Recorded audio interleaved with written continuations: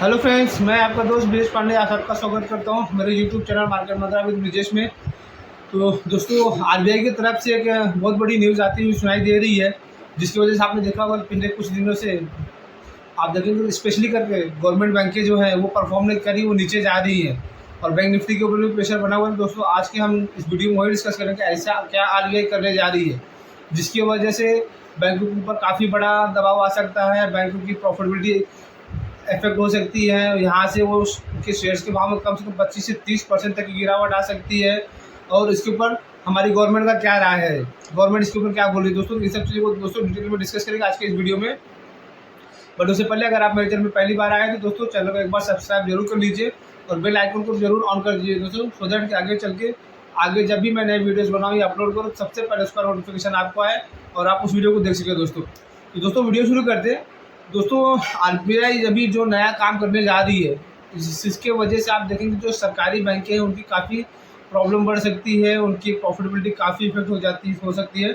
और दोस्तों, जो नया आरबीआई नॉर्म्स लेके आ रही है ईसीएल एक्सपेक्टेड क्रेडिट लॉस, जो आज के दिन पे हमारी बैंकें एनपीए डिक्लेयर करती हैं, तो उसी के तर्ज पे है दोस्तों ये एक्सपेक्टेड क्रेडिट लॉस, जो ग्लोबली जो ऑल ओवर वर्ल्ड जो बैंक्स हैं मोस्टली डेवलप्ड कंट्रीज जो हैं तो वहाँ पे ये प्रैक्टिस है जहाँ पे ये नॉर्म्स फॉलो किए जाते हैं। तो आरबीआई भी अब चाहता है कि हम भी ग्लोबल स्टैंडर्ड फॉलो करें और ग्लोबली जैसा जो बैंकिंग सिस्टम में फॉलो होता है हम भी उसे फॉलो करें। दोस्तों, उसके हिसाब से आरबीआई ये नॉर्म्स लाने की तैयारी कर रहा है। और दोस्तों, आपको पता होगा शायद कि जनवरी 2023 इसी साल जनवरी में जो आरबीआई ने इसके ऊपर कंसल्टेशन पेपर इशू किया था।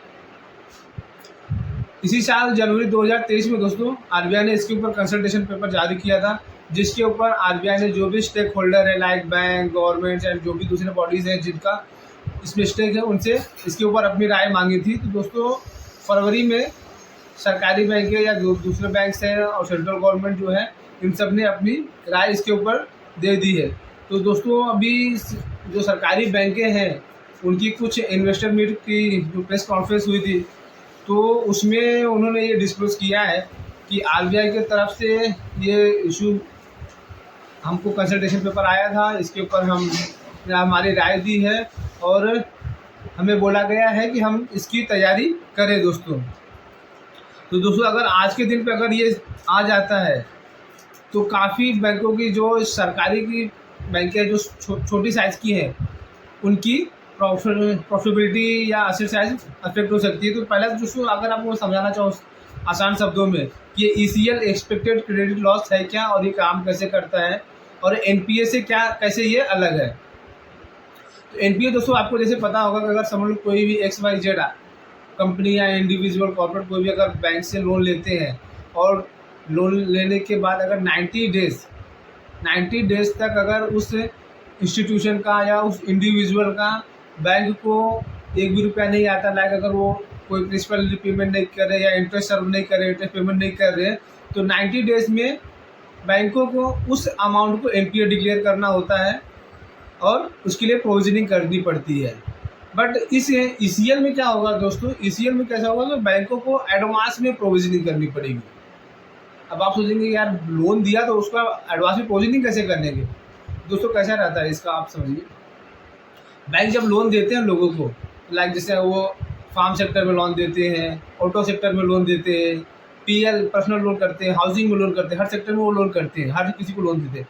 बट बैंकों को ये चीज़ पता होती है दोस्तों कि मतलब अगर मैं पर्सनल लोन दे रहा हूँ तो साल भर में मेरा एक एवरेज कितना का एनपी आता है, 1% 2%। अगर मैं हाउसिंग लोन करता हूँ तो उस पर 1% का मेरा एनपी होता है। मैं ऑटो कार लोन करता हूँ तो उस पर 1.5% का लोन होता है। तो इस हिसाब से बैंकों को पता होता है कि मैं अगर जितना लोन दे रहा हूँ तो उसका मेरा कितना एनपी होता है। तो आरबीआई अब वही चीज़ बोल रहा है कि आपका आरबीआई किस नए नॉर्म्स के हिसाब से आपका एनपीए वो अमाउंट डिफ़ॉल्ट तो होगा साल भर 6 महीने बाद, लेकिन अगर आपने आज इसको डिसबर्स किया है तो आप आज के दिन ही उसकी प्रोविजनिंग कीजिए, सो दैट कि आगे चल के अगर इनकेस कभी भी फ्यूचर में कुछ आता है तो उससे बैंकों को कुछ प्रॉब्लम ना होगी। दोस्तों, अब इसमें दोस्तों आज के दिन पे ही अगर हम देखें तो इसमें जेपी मॉर्गन और सीएलएसए की एक रिपोर्ट आई है, जिसमें उनका कहना है कि अगर ये नॉर्म्स अगर आरबीआई इम्प्लीमेंट कर देती है और ये फॉलो करने के लिए बोलती है बैंकों को, तो इससे जो गवर्नमेंट बैंक है, जो पीएसयू सरकारी बैंक है, उनकी दोस्तों काफ़ी बड़ी मतलब गिरावट आ सकती है और उसमें काफ़ी उनको नुकसान हो सकता है। यहाँ पे उनकी प्रॉफिटेबिलिटी और बैलेंस शीट काफ़ी इफेक्ट हो सकती है। अभी मैं आपको एग्जांपल जैसे देता हूँ कि इसमें क्या होगा।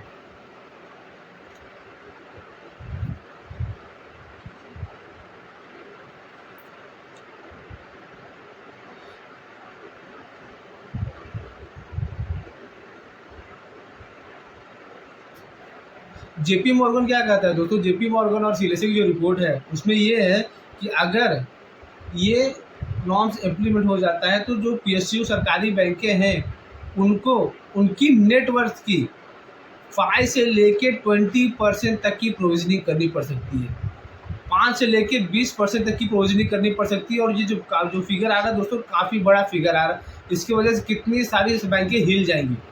अब आप समझिए कि मतलब आप बोलेंगे 15-20% प्रोविजनिंग ऐसा कैसे, मतलब आरबीआई को जो एक्सपेक्टेड है दोस्तों कि अगर आरबीआई नॉर्म्स लेके आता है तो आरबीआई क्या बोलेगा कि आपकी जो एक्सपेक्टेशन है दोस्तों, अभी ये कहीं से ऐसे कुछ नहीं, बट ये मार्केट में ऐसी न्यूज़ चल रही है, मैं वही बता रहा हूँ कि जो बैंकों की टोटल लोन बुक साइज है, टोटल लोन बुक साइज की आपको 1 से 2% तक की प्रोविजनिंग करनी पड़ेगी।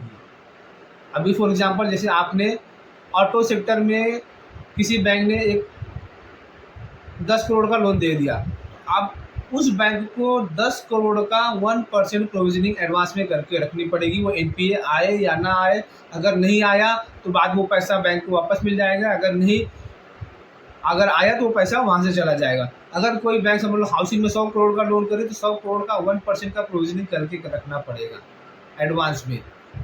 तो अगर अगर ये 1% जो प्रोविजनिंग है दोस्तों, अगर इसको हम ना छोटे स्मॉल बैंकिंग जो बैंक है, लाइक कैनरा बैंक है, अपना यूको बैंक है, पीएनबी बैंक है, जो छोटे साइज के स्मॉल पीएसयू बैंक्स है, अगर उनका 1% हम लोन का ये करेंगे, प्रोविजनिंग करने जाएंगे, तो वो उनके टोटल नेटवर्थ का करीब 15 से 20% हो जाएगा, जो कि काफ़ी बड़ा अमाउंट होगा।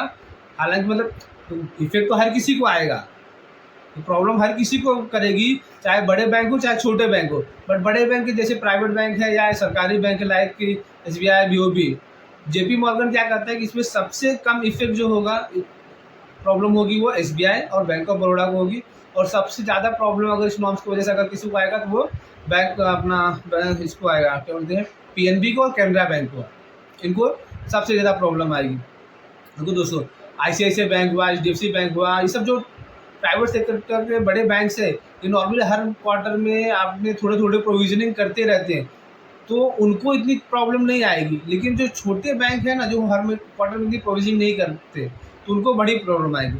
बट दोस्तों अब इसमें पेच फंस गया है। अब पेच इसमें ये फंस गया है कि गवर्नमेंट इस रूल्स के अगेंस्ट में है। गवर्नमेंट नहीं चाहती कि ये जो है आरबीआई का जो ईसीएल का नॉर्म्स है ये अभी इम्प्लीमेंट किया जाए। गवर्नमेंट का कहना है कि हमारी बैंकों की सिचुएशन अभी काफ़ी वनरेबल है। अभी कुछ बैंकें हैं जो मुश्किल से पीसीए फ्रेमवर्क से आई हैं, अगर आपने वापस ये नॉर्म डाल दिए तो उन बैंकों को काफ़ी प्रॉब्लम होगी, फिर हमें वापस से उन बैंकों में पैसा डालना पड़ेगा। अब क्योंकि अगर समझ लो, अगर जैसे जो छोटे छोटे बैंक हैं ना दोस्तों, इंडियन बैंक हो गया, यूको बैंक हो गया, कैनरा बैंक हो गए, अगर इनको प्रोविजनिंग करने के लिए बोल दिया गया तो सच्ची में इनकी मतलब बैलेंस शीट ही पूरी हिल जाएगी। अब बैलेंस शीट उनके पास पैसा ही नहीं रहेगा तो फिर क्या होगा, वापस से वो पीसीए फ्रेम में जाएंगे या फिर गवर्नमेंट को उसमें पैसा डालना पड़ेगा। तो गवर्नमेंट इसके इसलिए गवर्नमेंट इसके अगेंस्ट में है। अब गवर्नमेंट इसके अगेंस्ट में है तो ये लॉ इम्प्लीमेंट होगा? क्या लगता है आप लोगों को? मुझे तो लगता है शायद नहीं होगा। मुझे क्यों इसलिए लगता है क्योंकि दोस्तों आज के जो हमारे आरबीआई के गवर्नर हैं शक्तिकांता दास साहब, ये हमारे जो पुराने आरबीआई गवर्नर होते थे लाइक रघुराम राजन, डी सुब्बा राव या फिर उर्जित पटेल, ये इकोनॉमिस्ट में उस हिसाब से नहीं आए। ये एक आईएएस ऑफिसर रहे हैं जिनको गवर्नमेंट की हाँ में हाँ मिला के गवर्नमेंट के हिसाब से काम करने आता है। और आपने नोटिस किया होगा कि जब से आए हैं तो ये कहीं पे भी गवर्नमेंट के अगेंस्ट में जाके कुछ काम नहीं किए। अगर गवर्नमेंट ने बोल दिया कि ये चीज़ नहीं करना है तो वहाँ पे वो रुक गए, उसको गवर्नमेंट के अगेंस्ट में जाके नहीं किए। तो इस हिसाब से मुझे लगता है कि अगर गवर्नमेंट के अगेंस्ट में जाके जिस हिसाब से नहीं काम किया और गवर्नमेंट अगर इसके अगेंस्ट में है तो शायद ये नॉर्म्स आगे नहीं जाएगी। ये शायद नॉर्म्स अभी तो फिलहाल इम्प्लीमेंट ना हो, आगे चल के पता नहीं, बट अभी ऐसा लगता है कि फिलहाल कुछ समय के लिए इस नॉर्म्स को ठंडे बस्ते में डाल दिया जाएगा और आगे कुछ समय के लिए इसको पोस्टपोन कर दिया जाएगा, या फिर हो सकता है शायद 2024 इलेक्शन के बाद इसको किया जाए दोस्तों। तो ये रहा दोस्तों आज का हमारा एक एक्सक्लूसिव रिपोर्ट। तो अब हमारे चैनल के साथ बने रहिए, आगे अभी आपके लिए ऐसे एक्सक्लूसिव रिपोर्ट लेके आते रहेंगे। तब तक के लिए आप सबको धन्यवाद, थैंक यू दोस्तों, मिलते हैं अगले वीडियो में।